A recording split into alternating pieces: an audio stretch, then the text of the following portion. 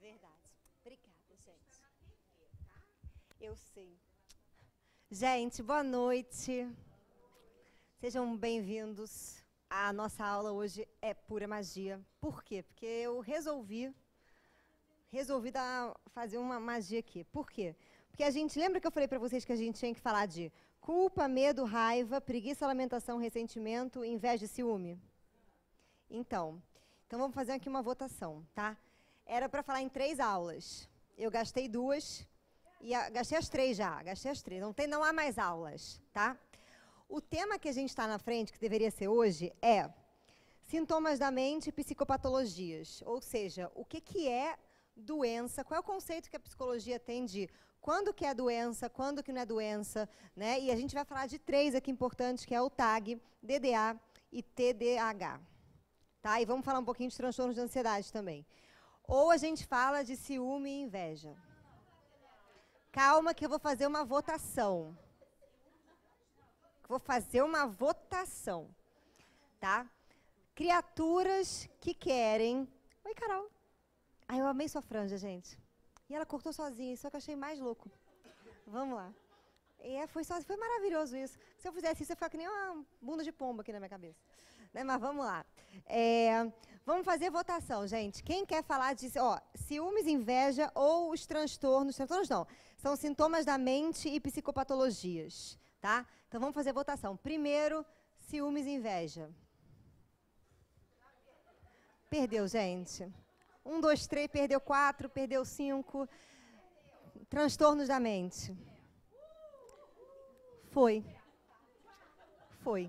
Então, gente, quem quiser ciúme e inveja, eu vou dizer onde é que está, aqui meus exames, não pode deixar de pegar, né, gente, que depois dá problema. Então, quem quiser, tá, ler um pouquinho sobre inveja e ciúmes, que ficou um pouquinho na nossa aula de raiva, a gente conseguiu abordar um pouquinho sobre tudo, por isso que eu me permiti fazer essa mudança, tá? Quem quiser, eu vou deixar a referência aqui em cima, aonde que Joana diz... E vou dar um exercício ótimo para você, caso você pense que você não tem ciúmes ou que você pense que você não tem inveja. Tá? Ó.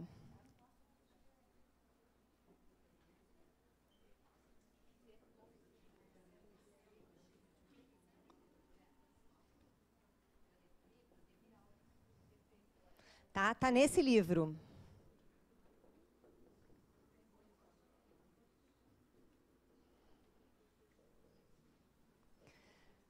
Se eu não me engano, isso existe em PDF. Tá? Mas se você quiser contribuir para a Mansão do Caminho, você vai comprar no iBooks, iTravels, não sei. Oi? Tem na livraria também, se você que preferiu o papel, tem na livraria, tá, gente? Ciúmes e inveja, A gente lê lá, né? Vamos fazer a nossa... Adorei o cabelo cortado, viu? Ficou ótimo. Oi? Foi erro, mas ficou bom. Ficou bom. Gostei. Vamos lá, gente. Eu vou fazer aqui a nossa prece para a gente começar aqui. Hoje a aula, meu bem, hoje a aula aqui. Hoje a aula é para sair assim, né não, Jimmy? Né não, Jimmy Natar, coitada, gente. O casal magia. Vamos embora.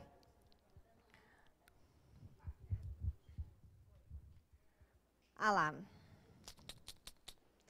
Em resumo, naquele em que sequer concebe a ideia do mal, já há progresso realizado.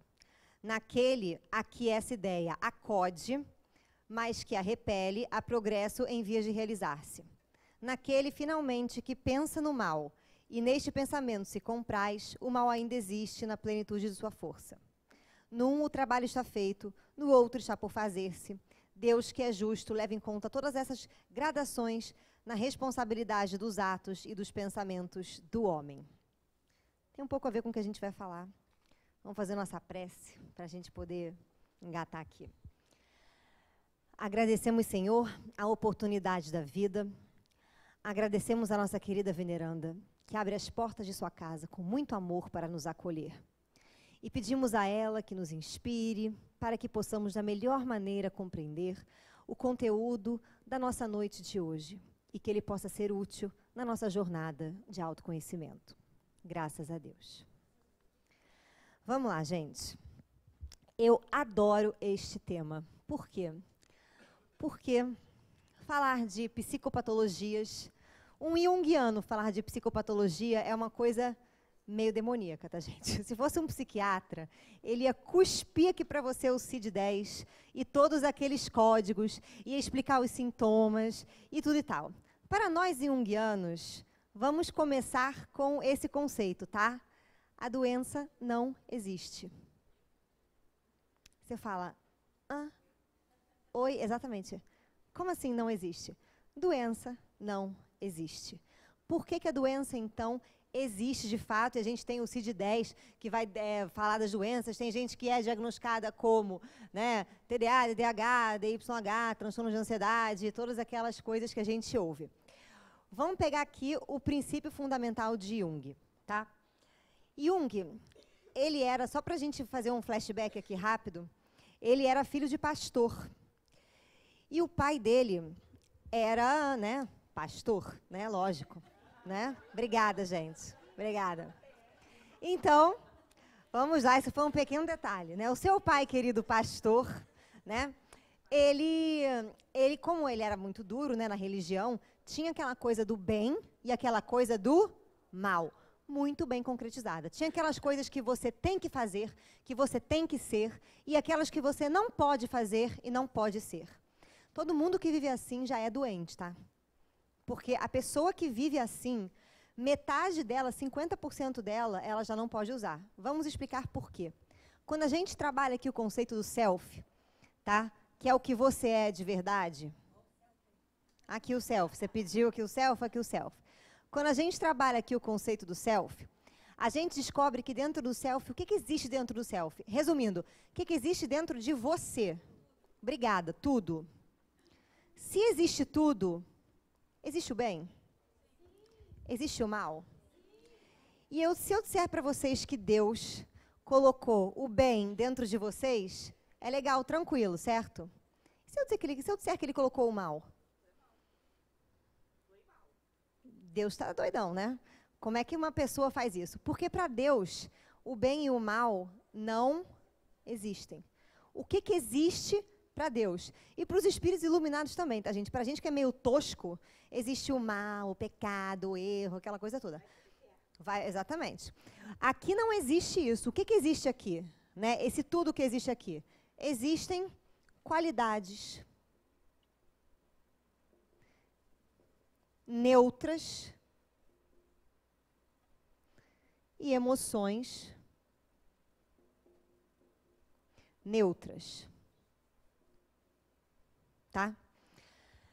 Tanto que, se a gente olhar para o mundo, a gente vai perceber que existe um Deus maravilhoso, benfeitor, certo? Que criou os animais, criou o universo, e aquele Deus que rola uma tsunami, rola um vulcão, né? Rola um meteoro, né? Aquele Deus que é meio... Por quê? Para Deus, tudo é válido. Depende de como e quando a gente usa. E, principalmente, qual é a intenção que a gente tem quando a gente usa essas qualidades, certo?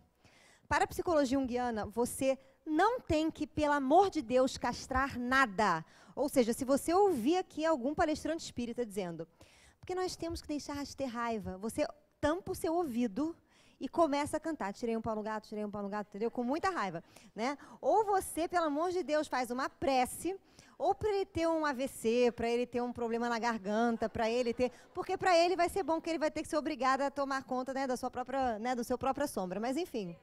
Oi? Chama Bezerra, que Bezerra faz isso na hora, gente. Bezerra não tem dó nem piedade, exatamente. Né? Por quê? Porque, de fato, a pessoa que faz isso é a pessoa que é totalmente tomada por crenças, por valores, por educação, que moldam ela. Ela tem menos 5 de autoconhecimento, tá? Porque tem coisas que ela castra, tem coisas que ela reprime, tem coisas que ela não pode fazer. Eu não estou falando para você sair daqui e usar a sua raiva loucamente e matar 500 pessoas no meio da rua, tá? Também não estou falando aqui para você se deixar ser possuído pelo ritmo ragatanga, na sua ansiedade totalmente louca, entendeu? E fazer coisas alucinantes. Eu estou falando apenas que você não deve rejeitar nada que existe em você. Gente, isso é mantra, tá? Eu não devo rejeitar nada que existe em mim. Eu não devo... Isso mesmo, Frank. Frank está fazendo um olhar 43. Não me seduza. Vamos lá. Né?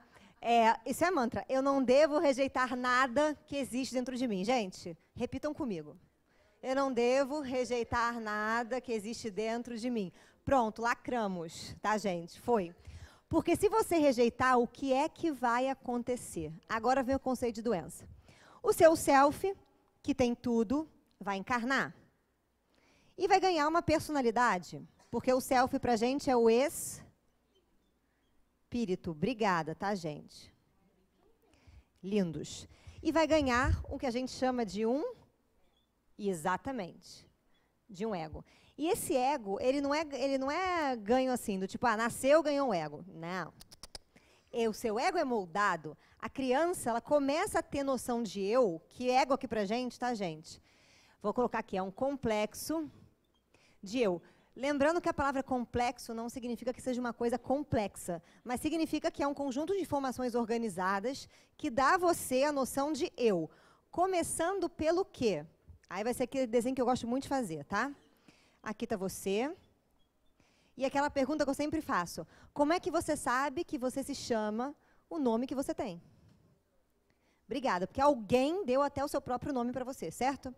Como é que você sabe que certas coisas são certas ou erradas? Porque alguém te disse isso. Então, a gente começa a trabalhar nossa noção de eu através do que está fora. E aí, a gente aprende que aquilo é certo, aquilo pode, aquilo não pode, aquilo e aquela coisa toda. Foi? Só que qual é o problema disso? O problema disso é que conforme a gente vai criando a nossa noção de eu e o nosso complexo de ego pautado no que deve ser, no que eu penso que eu sou, como é que você cria essa questão de eu penso que eu sou? Vamos supor que você seja uma pequena criança elétrica, certo? Uma criança feliz, uma criança que tem um casaco do ursinho carinhoso, né? A criança que ela é aquela fofura. Se você está na casa de alguém e esse alguém é completamente sério, os seus pais são extremamente sérios, a partir do momento que a criança começa a manifestar a espontaneidade dela, o que os pais fazem? Para, isso é errado, menos, grite menos, fale baixo, faça menos isso. E você começa a criar uma noção de você a partir daquilo que você vai ouvindo. Então, você já acha que, por exemplo, manifestar uma espontaneidade, uma alegria é alguma coisa errada. O que é que você vai fazer, criatura dos infernos? Como isso é errado, tá? Você vai castrar essa qualidade. E essa qualidade vai ficar no que a gente chama da sua sombra. Ela tem uma energia. E essa energia não pode ser contida.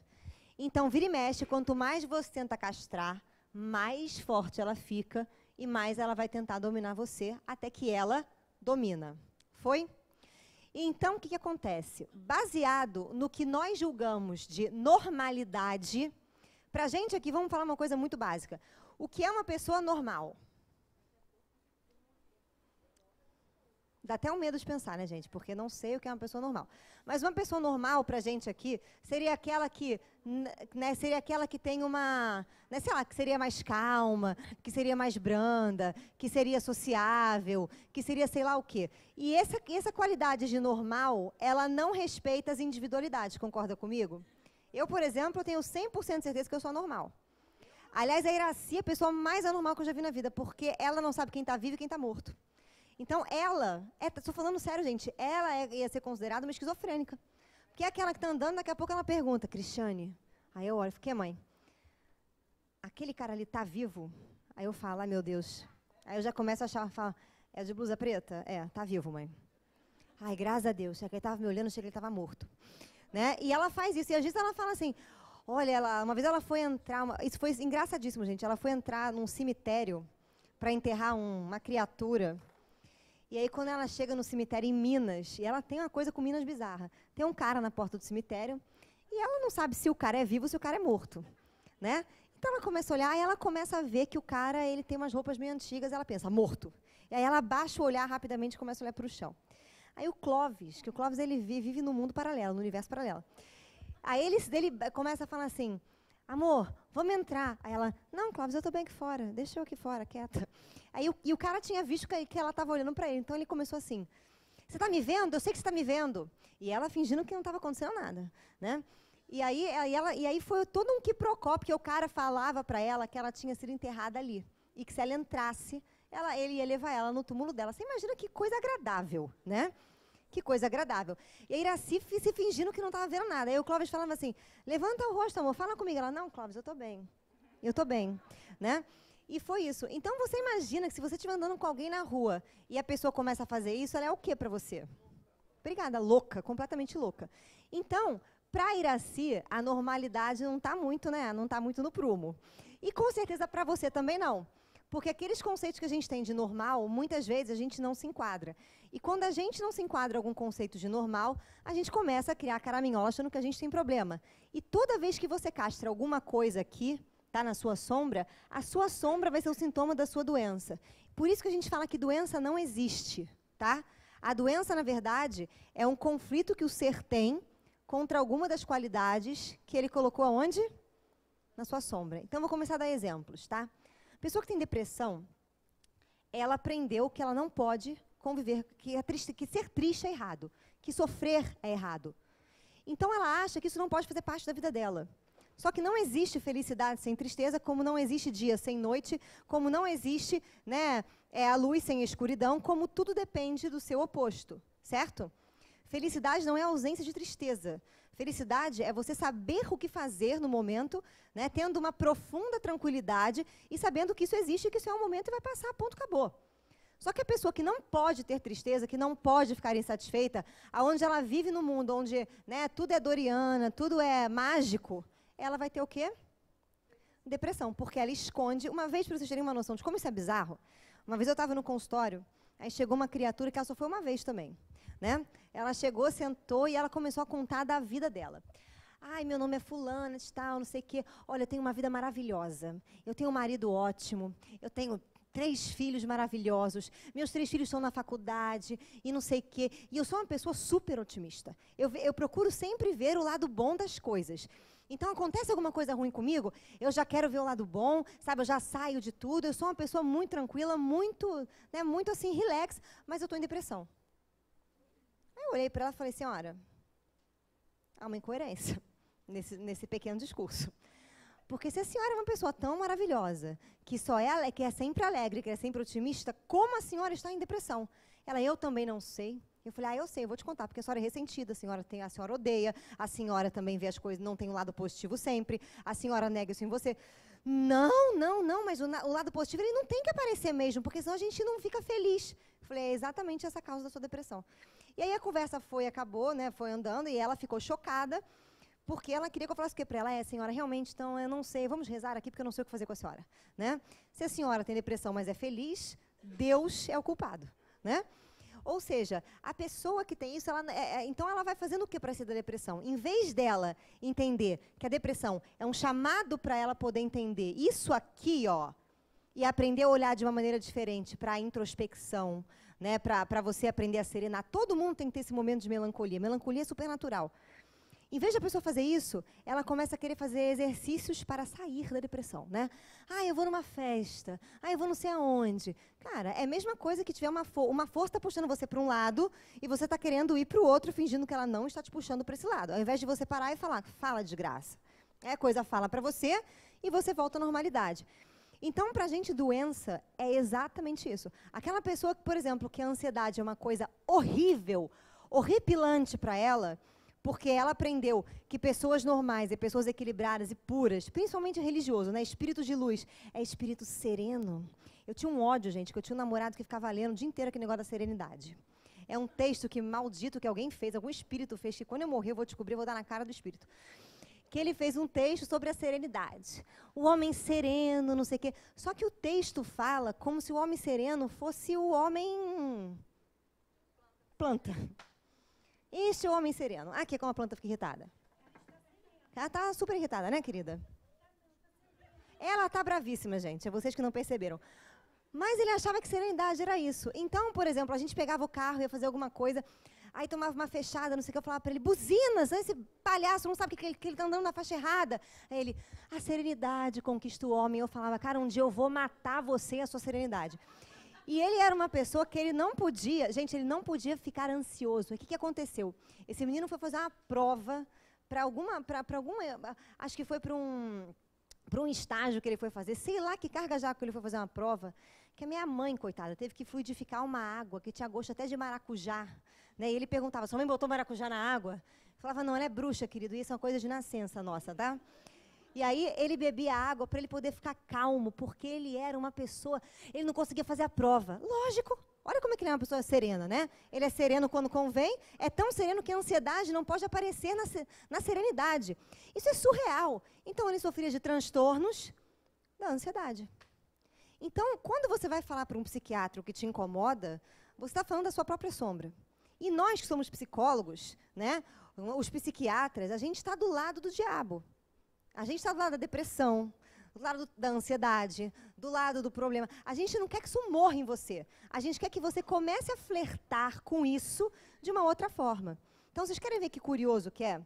Quando você pega uma pessoa deprimida, né, que você vai dar um remédio para ela de depressão, o que o remédio de depressão faz? Ele corta a via dopaminérgica. Ele corta a dopamina.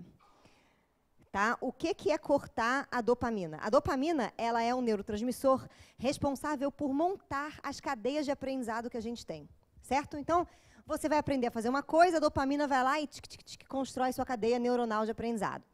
Só que, ela, ao mesmo tempo que ela constrói, ela também destrói. Então, se você fez uma cadeia e não está usando muito ela, e está aprendendo outras coisas, ela destrói aquela cadeia para construir a outra. Então, nós estamos falando aqui de hábito, de rotina, de pensar, de viver igual, de crenças, de valores, que vai construindo a sua cadeia neuronal de dopamina que responde às situações. Quando você chega para um psiquiatra e fala que está com depressão, o que ele faz? Ele te dá um remédio para cortar isso aqui, para impedir, né, que essa cadeia seja trabalhada. E aí o que acontece? A pessoa fica bobada uns 3 dias. Quem já tomou sabe, fica meio, não sei o que está acontecendo, estou muito louco. Né? Porque aquela maneira dela ver o mundo foi o quê? Cortada. Ela é obrigada a reaprender. Agora, se ela não faz uma terapia, se ela não entende onde é que está o equívoco dela, onde é que está aqui o espinho que faz com que ela transforme alguma coisa em sombra, ela não vai se curar. E aí a gente vê um monte de gente deprimida, que eu não sei tem quantos anos de depressão, que fica tomando lá o seu tarja preta, aí depois, e cada hora vai aumentando, né? Tarja preta, um Rivotril. Tarja preta, um Rivotril, né? Um sei lá o quê, um Dormonide. E a pessoa vai ficando anestesiada, porque o problema dela é psicológico, é de crenças e valores. O nosso grande problema é que a gente acredita nas crenças e valores das quais nem a gente parou para pensar. Então, quando a pessoa me fala assim, né, por exemplo, uma vez eu fui fazer um atendimento fraterno anos atrás, né, quando eu nem tinha decidido ainda fazer psicologia. Aí uma mulher chegou para mim e falou assim, ela sentou na cadeira e falou, tudo bom, tô aqui no Seja porque eu sou bipolar. Aí eu quieto olhando ela bipolar, né? Ela, eu tenho assim, por exemplo, eu fico muito eufórica, né, fico com muita raiva e depois eu fico com muita depressão. Aí eu pensei, gente, eu também sou bipolar. Ela foi falando e eu falando, cara, eu também sou. Por quê? Porque de vez em quando eu sou tomada por um tipo de entidade, entendeu? Que me roda baiana aqui, que sai de baixo, entendeu? E de vez em quando eu fico, chega no final de semana, por exemplo, chega um sábado, eu tenho vontade de bernar, sabe? Eu falo para o Rodrigo, hoje eu não vou atender o telefone, né? E o Rodrigo fica, pô, mas e se sua mãe te ligar? Eu falo, só se ela estiver morrendo. Você escrever, estou morrendo, atendo o telefone, eu atendo, né? E ela já sabe que é a minha hibernação. Então é um sábado que eu desapareço do planeta e fico vendo o quê? Netflix, fico comendo chocolate, eu preciso disso. Mas se você passar na sala e me ver, eu tô mulamba, que nem uma pessoa que está em depressão 5 dias sem tomar banho, nem tomar banho eu tenho vontade. Aí você fala, credo, Cristiane, você já foi ver isso? Para mim isso é super natural. Isso é uma fase que a gente tem que entrar. Agora, se um dia eu começar a ficar naquela fase, cara, que coisa horrível! Pronto, aí eu vou ter que procurar o Luiz Mário vai me dar um troço, que vai me dar um up, e pronto. Mas tudo está ligado a crenças e valores. E aí a gente tem hoje 3 coisinhas muito importantes para falar, tá? A primeira é o TAG. O que é TAG? Transtorno de ansiedade generalizado. Que é uma pessoa com TAG. Cara, eu vou falar porque o meu namorado é diagnosticado como TAG, né? Porque ele foi procurar, em vez de procurar um terapeuta, procurou um psiquiatra, né? O que é a criatura com TAG? Chega uma conta que vai vencer amanhã. É verdade, gente. Quê? De ansiedade generalizada. Chega uma conta que vai vencer amanhã. Aí o bendito passou pela portaria, pegou a conta a essa hora, gente, aqui, ó, 8h30 da noite, ele pegou a conta, abriu e viu que tinha que pagar. Só que aí ele vai entrar no aplicativo do telefone e o aplicativo não está funcionando, porque já deu, você não pode mais pagar, já acabou o momento de fazer pagamento. Ele não dorme. Ele não dorme e fica, ai meu Deus, e ele começa a anunciar o apocalipse. E vai, entendeu? 1 folha, 2 folhas, 3 folhas do apocalipse. Um dia a gente foi viajar para Vinhedo para ver meus avós. Meu pai faz esse caminho há 20 anos. Então, meu pai sabe onde tem radar e onde não tem. Então, quando não tinha radar, né, o meu pai diminuía. E meu namorado foi atrás, meu pai sentando, né, no carro, né, isso, os travels, né, no acelerador, para poder ir rápido. E o meu namorado atrás tinha que acompanhar porque ele não sabia. Daqui a pouco ele começou a ver os radares, daqui a pouco ele começou assim, eu vou perder a carteira, eu vou ser preso, porque quando eu chegar em Vinhedo vai ter a Polícia Federal, porque o seu pai é maluco. Gente, só que essa viagem ela não acabou assim no final de semana. A gente foi para Vinhedo, de Vinhedo a gente foi para a África do Sul, ficamos 20 dias na África do Sul, da África do Sul a gente voltou para o Rio de Janeiro e ele passou a viagem inteira com gastrite e dor de cabeça porque ele ia perder a carteira quando ele chegasse aqui, porque a viagem inteira. Entenderam uma pessoa com tag? É isso. Mas, ao mesmo tempo, qual é a parte boa da pessoa que tem tag?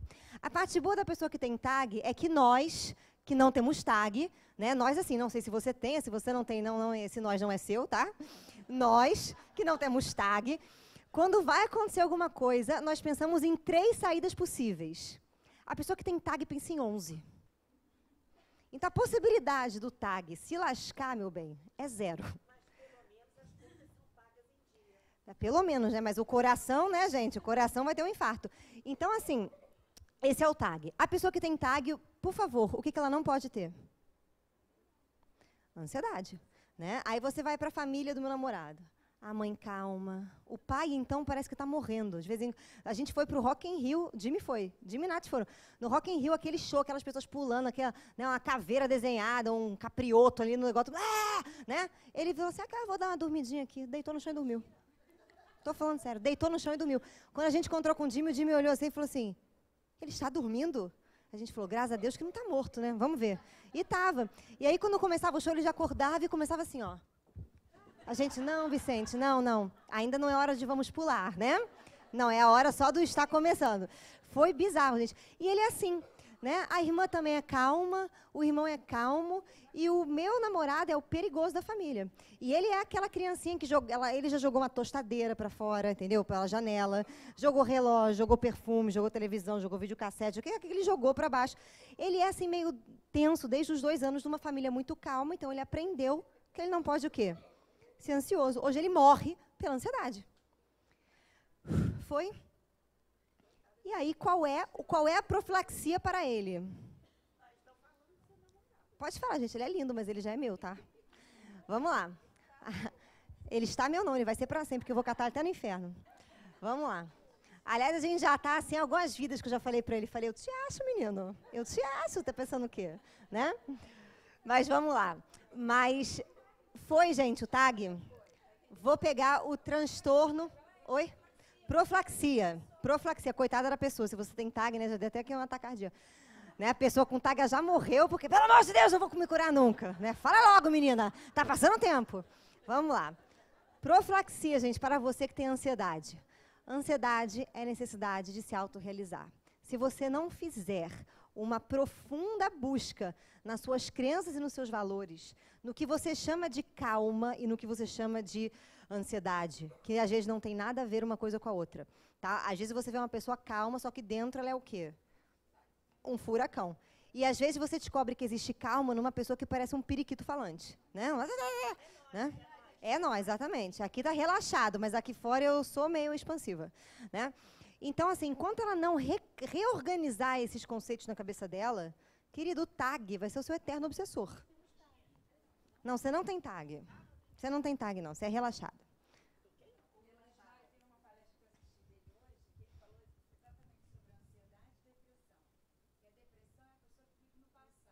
Sim. Exatamente, lógico. Né? Ela tem que se preocupar o tempo inteiro. A pessoa que tem ansiedade, ela tem que sempre se preocupar em não ser aquilo que ela é. Olha que loucura. Ou ser alguma coisa que ela deveria ser. Isso é muita doideira. Doideira, né? E você fala, eu sou ansioso, né? Não é no sentido, gente, tudo é neutro, tá? Inclusive é doideira, tá? Exatamente, tem que conversar com isso. Ou você muda os seus conceitos e valores, ou nada feito. Foi? Do meu namorado, se ele tem sintoma? Tem, ele só... Total, total. Sintomas físicos da pessoa taguenta, tá, gente? Do taguento, tá? Gastrite, enxaqueca, lá, que deu até uma tosse aqui, gente. Deu até um troço aqui, né? Ah, então não é ela, não. Tá ótimo. Foi só... Oi? É só tosse mesmo, gente, mas eu achei que fosse achei que fosse alfinetada, mas não. Né? Vamos lá, né? Vamos lá, gastrite, a pessoa não consegue digerir, porque ela não dá tempo também para ela digerir, tá? Enxaqueca, a cabeça fica assim, ó, né? E uma necessidade imensa de se machucar. Se machucar. Cai, tropeça, não sei o quê, nananã. É impressionante. Estrambelhado, né? A pessoa estrambelhada, ela tem problemas com o passado. A pessoa que tem TAG tem problema com o passado, que é ela própria, a origem dela. Se você for lá na família, na crença familiar, na crença religiosa, no conceito dessa pessoa, você vai descobrir o passado. E aí ela fica se... E quando ela está nervosa, tudo dá errado. O telefone pifa, o não sei o que quebra, entendeu? A energia toda, você fica todo... Que o Jimmy tem TAG também, Nath? A Nath está quase morrendo. A Nath tem TAG, entendeu? Ela tá assim, tá louca, exatamente. E aí, o que acontece, Nath? A gente faz, né? Eu sei porque eu sei maravilhoso, né? Gente, para de olhar pra Nath. Tô brincando. Vamos lá, né? Mas é verdade, que ela tá rindo, eu já tô falando, agora foi, né? Enfim. Mas aí, parece que a gente encosta no eletrônico, o eletrônico faz o quê? Pronto, né? Exatamente isso. Aliás, meu namorado tem um telefone bipolar. Ele quer botar uma música, se ele está ansioso para botar música, o telefone fica preto. Ele fica, esta porcaria, que não funciona, não sei o que, que ódio que eu tenho telefone. E eu fico quieta, assim. Aí ele põe o telefone do lado, dá 5 segundos eu pego o telefone, falo, olha, funcionou. Nossa senhora, gente, é a morte. Entendeu? É a morte para ele. Oi?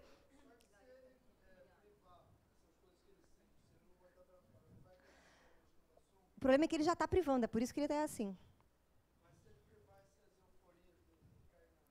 Sim, mas ele já está privando, é por isso que ele já está na sombra. Na verdade, ele já está castrando isso há muito tempo. Ele não se permite ficar irritado, porque ficar irritado é feio. Uma vez a gente estava conversando, e eu sou uma pessoa que eu já consegui gastar a buzina do meu carro, gente. Alguém já trocou buzina de carro aqui? Vocês estão rindo, gente. Uma vez eu buzinei tanto que a buzina... Eu fui... A buzina fez... Eu falei, gente, acabou! E eu fiquei pau da vida, fiquei sem buzinar. Aí eu abri o vidro e falava, sai da frente, né? Porque a buzina, a voz continua. Mas eu sou aquela pessoa que gastou a buzina. Aí o que acontece? Eu buzino muito. E ele é de uma família que é um pecado buzinar. É pecado, gente. Então, às vezes, o cara tá fechando ele fica... Aí o cara fecha e ele fala, que droga, que babaca, que país de droga. Eu falei, Rodrigo, eu vou te mostrar um negócio muito louco. Aí eu enfio a mão assim no volante dele e faço, ele, para de buzinar, né? E é uma loucura, porque eu buzino no carro dele. Então, assim, ele não pode manifestar isso, entendeu? E por isso que o TAG vem, porque eu não posso, eu tenho que ficar contido, eu tenho que ficar castrado, eu não posso, não sei o quê. É sempre assim. Agora, quando o bichinho bebe... Meu bem, um dia a gente foi no Ano Novo, deram algum negócio pra ele, daqui a pouco veio um amigo meu e fala, cara, seu namorado fala, né? Eu falei, cara, o que você deu pra ele? Eu falei, a única coisa que ele faz é não falar, né? Rodrigo, ele não fala, é maravilhoso, mas ele é lindo, viu, gente? Vamos lá. Eu falo pelo relacionamento todo. Quem me chamou?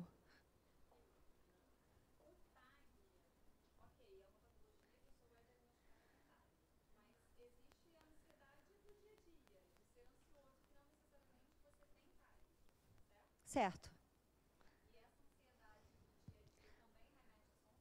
Sim, se você não gosta dela. Se alguém vira para mim, se alguém chega para você e fala assim, fala um defeito seu, você fala, sou ansioso. Pronto, amigo, já está na tua sombra. Exatamente. Porque as pessoas não entendem o que é ansiedade. O dia que elas entenderem que elas só vivem porque elas são ansiosas. Como assim ansiosas? Porque elas anseiam. A própria lei do progresso é um ansiar pelo futuro. O dia que elas entenderem que isso é supernatural, a ansiedade vai ser assim, estou ansiosa, mas estou em paz. E é assim.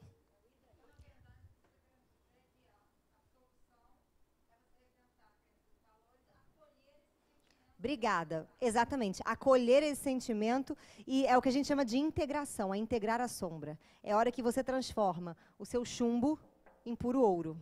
É o Alquimistas. Oi? Que a ansiedade não é ruim. Exatamente. Sabe qual é a minha maior característica depois da raiva? É a ansiedade. Oi? Exatamente. Quando eu entrei no Seja, eu trabalhava de segunda a domingo. Eu tinha uma ansiedade, uma necessidade de vir a ser, de vir a ser, de vir a ser, de vir a ser.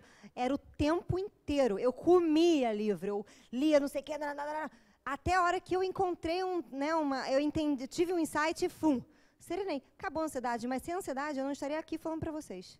Mas eu não seria nem espírita, não seria um texto que eu sou. Então, assim, foi muito importante. Agora, por que eu castro ela? Então, sempre que eu estou ansiosa, eu falo, opa, tem alguma coisa aí que está vindo que eu não sei o que é. Mas vamos embora.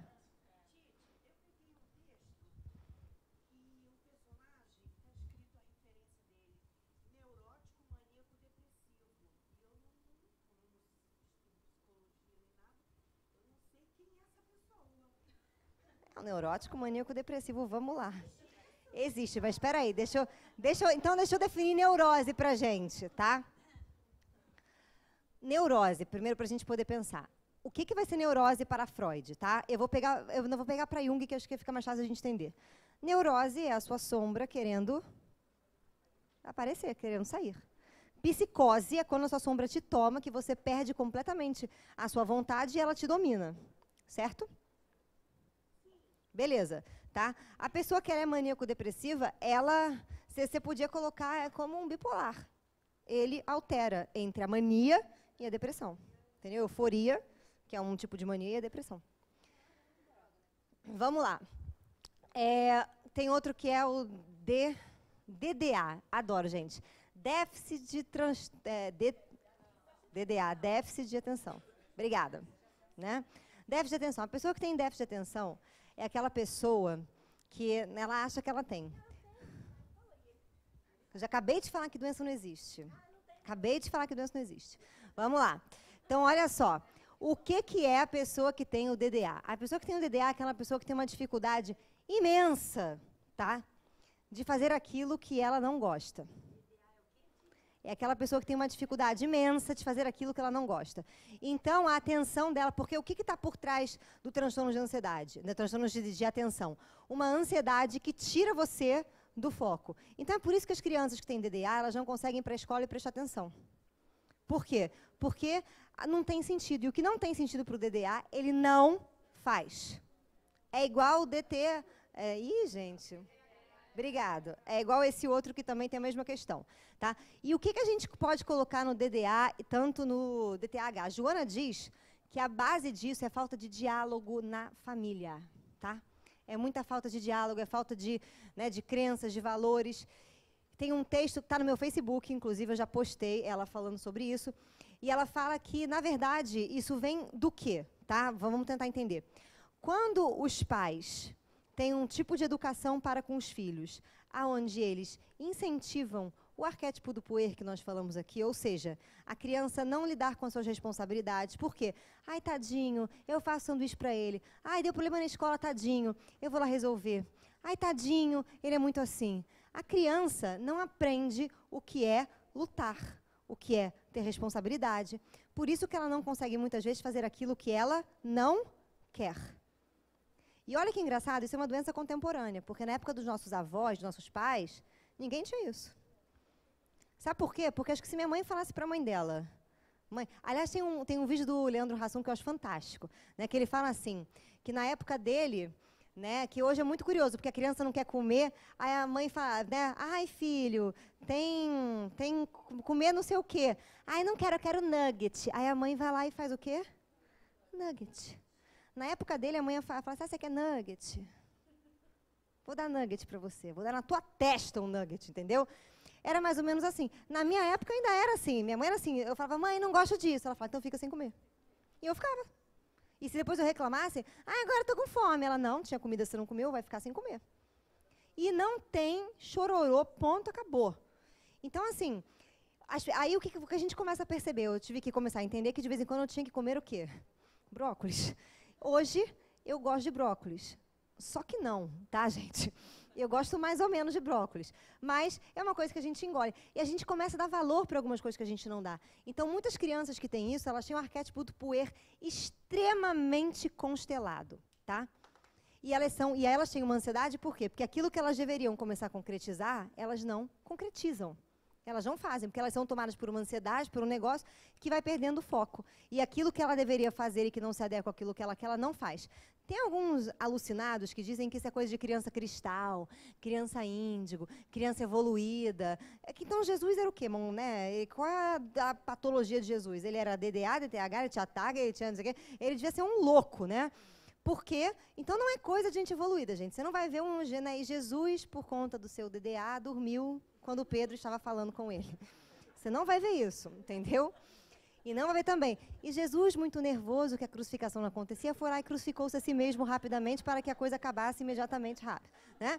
Você não vai ver isso, não vai ver. Você vai ver ele extremamente pleno. Então, quando a gente fala de qualquer tipo de doença e patologia, nós estamos tratando de um processo sombrio, tá, gente? Que ficou ali e que não foi trabalhado.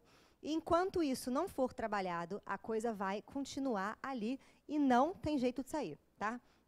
O que a gente chama... Peraí, gente, deixa eu pegar aqui, que eu acho que tem mais alguma que eu não fiz. Peraí, deixa eu ver se eu estou falando de todas.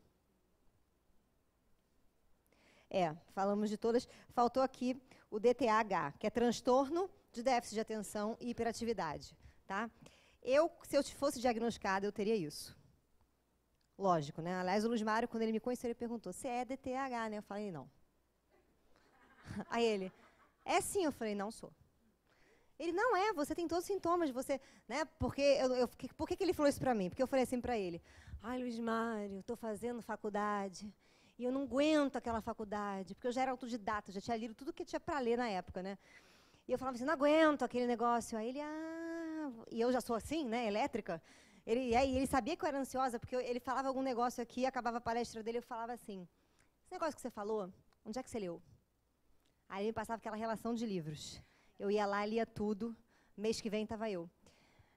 E esse negócio que está aqui, onde é que mais tem isso? Onde é que você falou? Eu era aquela pessoa que sugava as coisas. Então, ele achava que eu era, né, TDAH, só que eu não era isso, porque desde pequena eu tinha essa coisa de ser hiperatividade, mas isso nunca foi um transtorno para mim. Logo, se não é um transtorno para mim, não é o quê? Uma doença. Não é um transtorno, eu não me incomodo com isso. Não me incomodo de ser... obrigada, eu sei utilizar minha hiperatividade. Entendeu? Porque se eu não soubesse... Tá aí eu tomando Vivance. Entendeu? Para dar aquele... né, gente? E a pessoa... Eu tenho uma criatura, né, que eu conheço, que ela é TDAH e ela toma Vivance. Quando ela toma Vivance, me dá um ódio. Porque ela fica mega focada em qualquer coisa que ela faz. Aí a gente foi pegar o carro para poder comer numa pizzaria. Ela conseguiu parar, ela conseguiu ficar ajeitando o carro umas 8 vezes. Quando ela saiu do carro, ela ainda está meio desajeitado. Pegou, ajeitou de novo. Aí eu sentada dentro do carro. Quando a criatura entrou, eu falei assim, o que aconteceu com você? Tomei Vivance. Falei, nunca mais você vai fazer isso se você for sair comigo. Você está entendendo? Né? Porque a pessoa fica... Agora, ela faz 15 mil coisas ao mesmo tempo. Uma coisa que ela faria num dia, ela faz em 2 horas. É bizarro. Né? Vivance, ela é a evolução da Ritalina. Tá, gente? É a evolução da Ritalina. Então, assim... E aí a pessoa fica super focada. Agora, por que a pessoa tem uma dificuldade de focar naquilo que não interessa a ela? Aí a gente vai voltar para cá, o que a Joana diz que é falta de diálogo. Falta de sentido, gente. As pessoas não têm sentido. Se você parar para se olhar, muitas vezes, tudo aquilo que você odeia profundamente fazer não tem sentido para você. E é por isso que você não faz. Porque se tivesse, você faria. E sentido não é assim, tá, gente? Vou dar aqui um exemplo. Uma coisa que eu tenho pavor de fazer, mas eu tenho que fazer, que inclusive hoje eu estou com dores por conta disso, é ir à academia. Eu tenho ódio da academia. Eu tenho vontade de pegar quem inventou a academia e dar com todos aqueles pesos na cara dele. Entendeu? Porque a pessoa inventou a academia, inventou o corpo perfeito e você fica mal em casa porque tem uma pessoa que fica tirando foto daquela barriga com os quadrados, entendeu? E a sua barriga não tem quadrado, ela tem redondos, né? Então, assim, dá um ódio. E aí eu tenho que ir para a academia, eu vou 4 vezes na semana, ainda contratei um algoz para ficar lá fazendo ir, porque se ele não estiver lá, eu não vou. Né? Literalmente, tem um dia que eu vou sem ele, que às vezes ele nem sabe, mas eu não vou, espero que ele não esteja assistindo essa aula, que às segundas-feiras eu não vou, entendeu? Era para eu ir, mas eu não vou, né? Só vou quando aos outros dias. E bem, então tá lá. E aí, só que eu fui para academia com meus 30 e poucos anos. Ah, por que você não foi antes, Cristiane, que não sei o quê? Porque eu tinha ódio, não tinha sentido para mim. Até um dia que estava eu lendo sobre psicossíntese, estudando a psicossíntese, e aí caiu um capítulo sobre vontade. Vontade. E eu comecei a ler. A vontade, se um homem que realiza a sua vontade é um homem que se realiza no mundo, e patatá, patatá. Achei o texto lindo, achei o texto muito gostoso. Aí ele vira e coloca assim, psicoterapias para se trabalhar à vontade. A primeira lá, práticas de exercícios físicos. Aí quando eu li aquilo, eu falei, acho que eu não tenho vontade. Acho que eu tenho algum problema com a minha vontade. E aí as outras ia só piorando, né? Aí eu falei, acho que eu tenho um pequeno probleminha de vontade. Então, agora, ir para a academia, para mim, não é para você ir para a academia para ficar né, bonito, sarado, magro, é consequência. Mas é para eu trabalhar uma coisa que eu não sabia que faltava, que era a vontade. Porque, como uma boa pessoa da intuição, a pessoa da intuição, ela faz isso, né? Ela cria aquela ideia maravilhosa, e você fala, então faz! Aí ela, não quero mais. Já foi. Então, prazer, a gente tem que trabalhar à vontade. Agora tem um sentido para eu ir, então eu vou à academia, certo? Mas um sentido profundo. Esse sentido toca na minha realização como ser humano. Não é um sentido para eu ficar bonita, ficar não sei o quê, ficar não sei o quê, porque isso é passageiro e muitas pessoas estão bonitas e estão vazias. Entenderam o que é dar um sentido? É você entender para que serve aquele troço para o seu ser. Foi? Para o seu espírito, para o seu eu, para a sua evolução. Enquanto não tiver esse sentido, você não vai fazer, e quando você não fizer, isso vai sempre ser uma questão para você. Isso foi, gente? Perguntas, casos. Vocês estão com a cara estranha. Ah lá.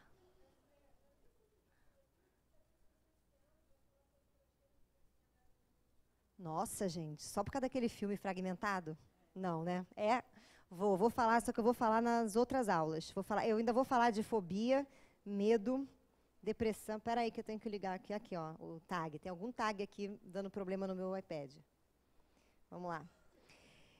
Eu ainda vou falar de fobia, síndrome do pânico, depressão, esquizofrenia, toque, transtornos de mania e personalidades múltiplas. Então, a gente ainda tem mais 2 aulas para falar de psicopatologias. Essas são as patologias que envolvem a ansiedade que a gente está falando aqui, né? Que envolvem lá os transtornos de ansiedade, que podem ser diagnosticados, né, divididos como esses que eu falei para vocês, né? TAG, DDA e TDAH. Foi, gente? Então, agora eu vou definir um pouquinho o que é ansiedade para vocês, dentro do conceito de Joana, tá? Para a gente não ficar aqui. Lembrando que, caso você tenha ciúme ou inveja, o seu livro está aqui, tá, gente? Né? Só se tiver. Caso você ache que você não tenha, você vai num psicoterapeuta, porque você vai descobrir que você tem, porque você tem que ter tudo. Entendeu? Vamos embora. Onde é que você vai ler sobre ansiedade? Tá? O melhor livro que tem para você ler sobre ansiedade é o Conflitos Existenciais. Tá? Oi? Tem ciúme no conflito também. Aliás, ciúme no conflito é melhor do que ciúme aqui, tá, gente? É verdade, mas tem conflitos existenciais. Aliás, conflitos existenciais tem qualquer porcaria que te tome, tá, gente? É o livro de cabeceira. Mas vamos lá. Então, vamos falar um pouquinho sobre a ansiedade.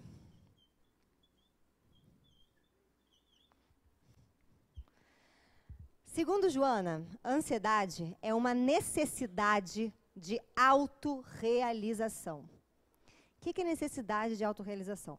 É a necessidade que a gente tem de tomar consciência, de realizar as nossas potências. Foi? Então, o que Joana diz? Que a criatura que tem ansiedade, ela é assim, ó. Tem o inconsciente dela, tem a consciência dela e tem o subconsciente. O que está no subconsciente? O inconsciente escolhe aqui alguns arquivos, tá? Que são coisas que você precisa se realizar, e ele joga essas coisas para cá, ó. E essas coisas, quando elas estão aqui no seu subconsciente, elas começam a perturbar a sua consciência, o seu ego, e atrair várias zicas para a sua vida, até que você entenda, né, que tudo acontece para que você possa se trabalhar, se tornar consciente. Quer acabar com uma coisa que está aqui fora? Olha para dentro. Foi? Foi, gente? Fala comigo. Obrigada. Vocês estão com a cara, foi?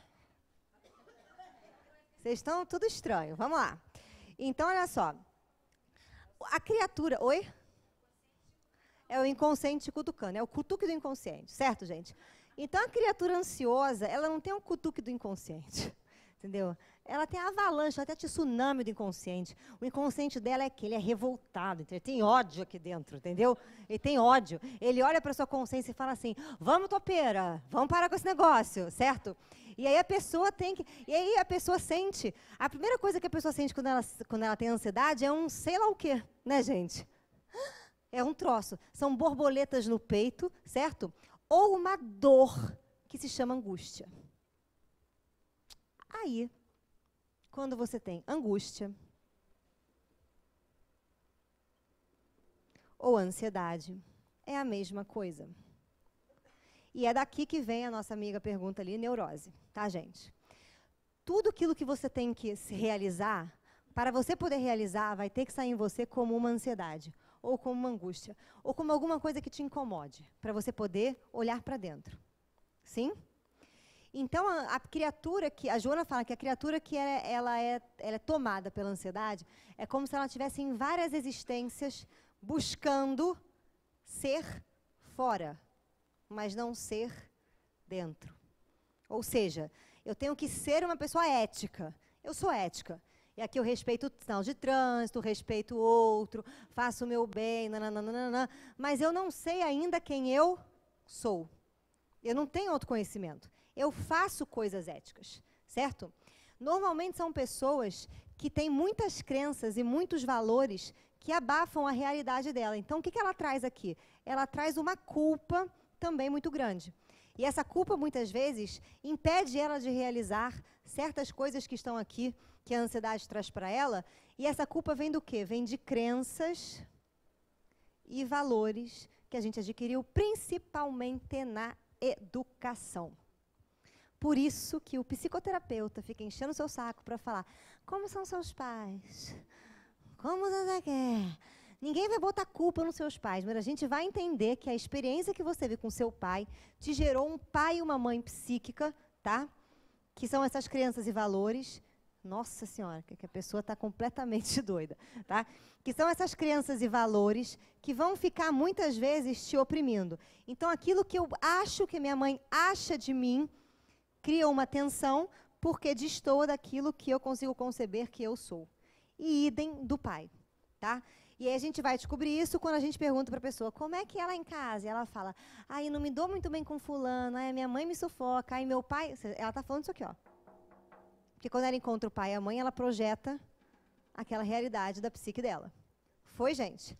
Então é muito importante, por isso que a Joana fala que o DDA e o DTH estão completamente ligados à educação, ao diálogo familiar.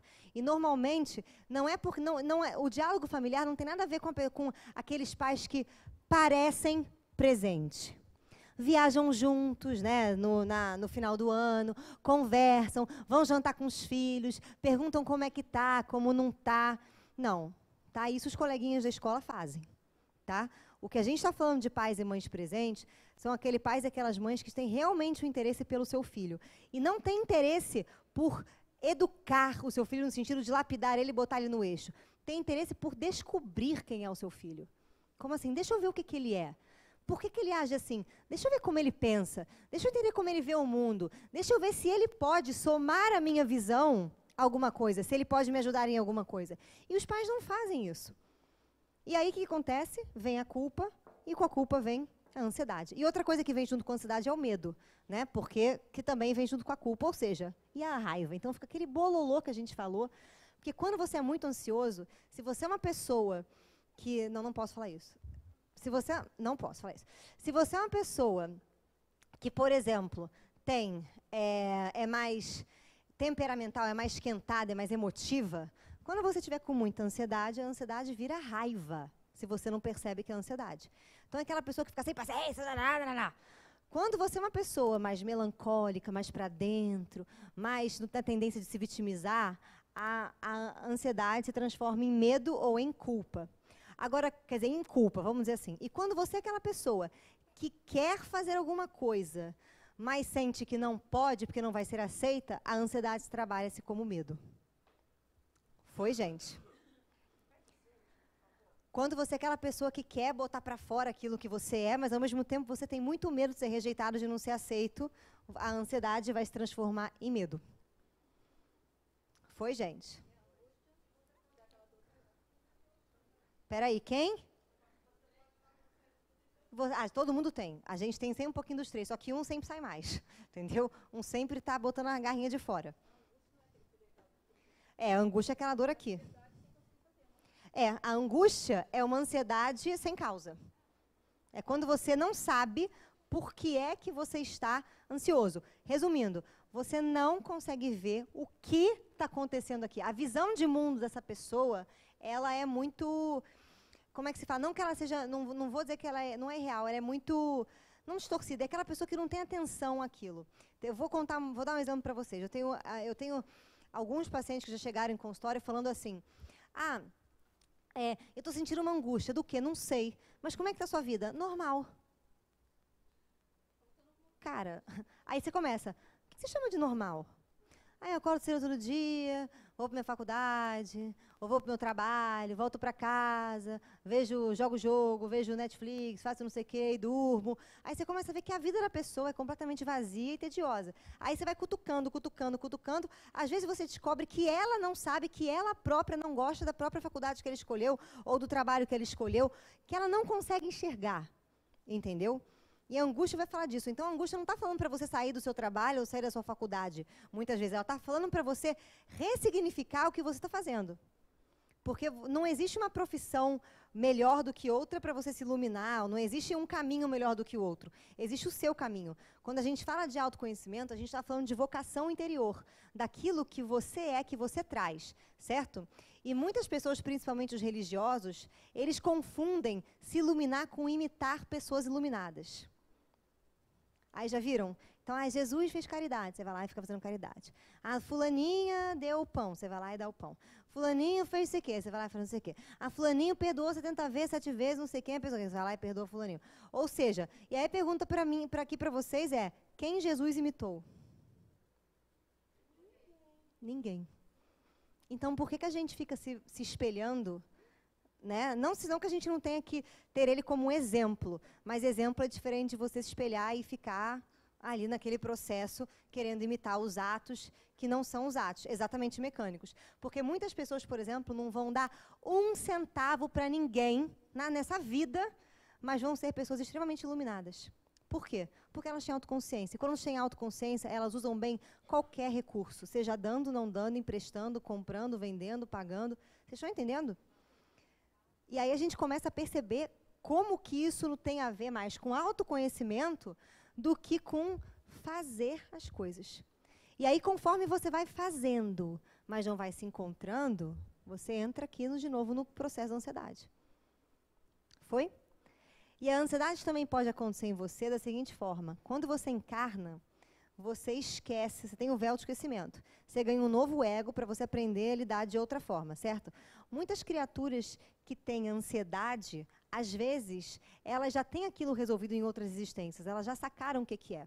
Né? Mas elas precisam reforçar aquilo. Então, é como se fosse quase que uma lembrança. Ela te puxa para uma lembrança da sua verdadeira origem. Então, ela é maravilhosa. Agora, quando a gente quer acabar com a ansiedade, cara, a gente quer acabar com aquela força que impulsiona a gente hacia o autoconhecimento.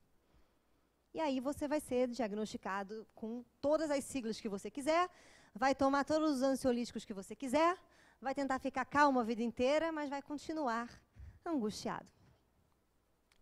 Foi, gente. Obrigada. Fale isso alto, que você é linda. Sempre vai ter uma situação externa que vai te trazer essa ansiedade para dizer a você, você tem que buscar o seu autoconhecimento. Não elimine, Esse é o caminho. Fechou a aula. Linda, linda. Fechou a aula, é exatamente isso. Por isso que a gente fala, você tem alguma questão? Eu conheço gente que, mas eu tomo Rivotril para dormir. Então, em vez de você tomar Rivotril para dormir, comece a se perguntar por que você tem que se manter acordado. Por que seu inconsciente não deixa você dormir?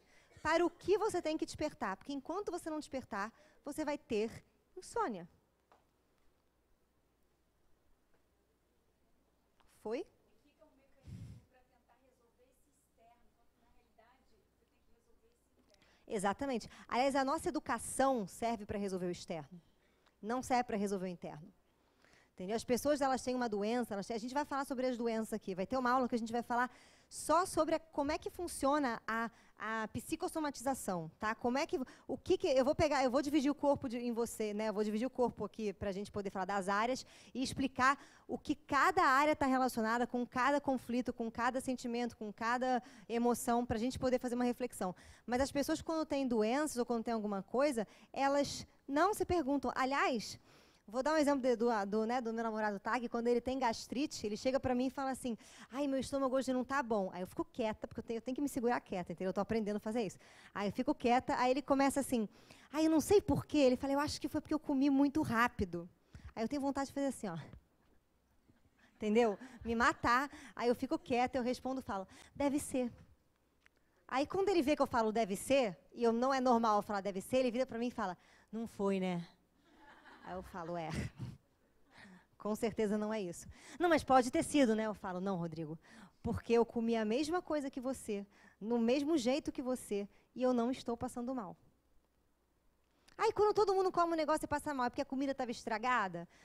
Às vezes pode ser, mas pode ser também, né, que é o que a gente fala, quando você reúne para comer junto, né, os inconscientes começam a se mesclar. E aí, querido, é engraçadíssimo, porque o que um tem, outro tem. Vou dar um exemplo para você, eu e meu irmão. Eu e meu irmão, a gente era muito unido, de tal ponto que era assim, se eu ficasse doente, uma semana era o meu irmão. E se meu irmão ficasse doente, uma semana depois era eu. A mesma doença, isso foi até os 13, 14 anos. Até que a gente começou a se diferenciar muito um do outro.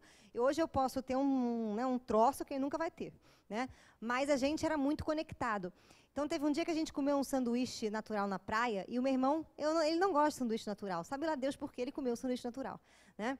E sanduíche natural de praia é uma coisa que já vem batizado, né, gente? Já vem batizado. Mas meu pai também comeu e o dele não estava batizado, né? E aí e foi um dia de praia onde eu e meu irmão, a gente não queria ir para a praia da meu pai, tinha mania. A gente morava na Lagoa, ele pegava o carro, vinha aqui para a Praia da Barra, e não sei o quê, e aquela coisa. E eu e meu irmão, a gente queria descer para o play, brincar com os amigos, correr. A gente não queria vir para a Praia da Barra, que não era agradável de entrar no mar, muito menos com o meu pai e com a minha mãe, onde não tinha nada para se fazer. E aí a gente tinha com aquela cara assim, ai, que saco, mas tinha que engolir e ir. Olha o símbolo, tinha que engolir e ir. Chegamos, eu quero um negócio natural. Aí os dois comeram um sanduíche natural, meu pai comeu um sanduíche natural, chegou em casa, meu irmão começou a passar mal no banheiro, na mesma hora eu comecei a passar mal no quarto, eu vomitar no quarto, ele foi vomitar no banheiro. E aí os dois passando mal, foram tomar Plasil, né, tomar injeção, e não sei o quê, e a gente morrendo de febre. E meu pai assim, mas o sanduíche não me fez nada, né? E era impressionante que eram os dois ao mesmo tempo. Então, se meu irmão às vezes estava viajando em algum lugar, tivesse febre, estava eu aqui com febre. E é bizarro, e nada tinha acontecido comigo. Então, isso pode acontecer também, viu, gente? Então, assim, mesmo que você comer algum troço estragado, se pergunte, por que eu estou comendo comida estragada ou não? Porque, normalmente, a gente é o que a gente come. E não é à toa. A Iraci fala muito isso, né? Que você vai na cantina, só que ela dá outro exemplo aqui. E você escolhe aquele doce. Por que aquele não o outro? Por que acontecem essas coisas? Isso tudo é muito simbólico e a gente tem que fazer uma análise. O problema é que a gente não é educado para fazer isso. Dá até medo, né, gente? Você fica pensando, vou ser maluca o resto da existência. Vou ficar pensando que tudo que eu faço é simbólico, meu Deus, já quero dar... Gente, mas relaxa, porque tem coisas, aceita que dói menos, entendeu? Tem coisas que você vai realmente sacar e tem coisas que você vai... Aconteceu e é isso. Joana diz que fugas psicológicas são naturais. Respira aí. Graças a Deus, entendeu? Que não dá para conscientizar tudo ao mesmo tempo, mas o que dá, amigo, se acatrar que vai, entendeu? É o que a gente falou, você está encarnado, meu bem, você está no inferno, você abraça o capeta. E é assim que a coisa funciona. E tem coisas que você toma consciência anos depois. Que bom, mas tomou consciência. Exatamente. Pode ir, eu também tenho que acabar a aula, porque a gente tem que fazer uma reunião, não é não, Jaque? Vamos lá, gente, vou fazer a prece para a gente poder, quem tem que ir, pode se levantar aí, a gente fique à vontade, né? Mas a gente faz, alguém tem alguma pergunta, quer falar alguma coisa, quer mandar um recado para alguém que é aqui na internet, aproveita que a gente está aqui globalmente, viu, gente? Quer? Não? Vocês querem mandar um recado, gente? Chu, beijo, tá? Mandamos aqui da nossa turma para você. Mais alguma coisa, gente? Não? Então vamos comer pizza? Tô brincando, não posso, que a gente tem que estar de dieta. Vamos lá. Pizza só no final de semana. Vamos fazer nossa prece. Agradecemos, Senhor, pela nossa existência mais uma vez. E agradecemos por tudo que existe dentro de nós.